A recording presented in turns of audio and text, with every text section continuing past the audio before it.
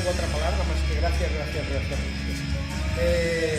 Para mí es un momento muy especial. Me ha gustado mucho todo esto que habéis hecho y sobre todo lo que me maravilla es que seáis capaces de hacer esto sin que se enteren. Porque yo os juro que he intentado venir todos los días y por las tardes no sois capaces de juntaros tanto, porque también es difícil, y que seáis capaces de hacer todo esto sin que uno se entere.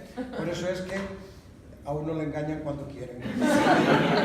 Pero tengo que reconocer una vez más que he sido muy feliz en esta etapa de mi vida, que estoy muy feliz de haber terminado aquí mi docencia y que estoy muy feliz de teneros de compañeros y de haberos tenido, y que por supuesto que volveré de vez en cuando, no penséis que me he ido para siempre, no, yo vuelvo. Podemos organizar un viaje y todo. También,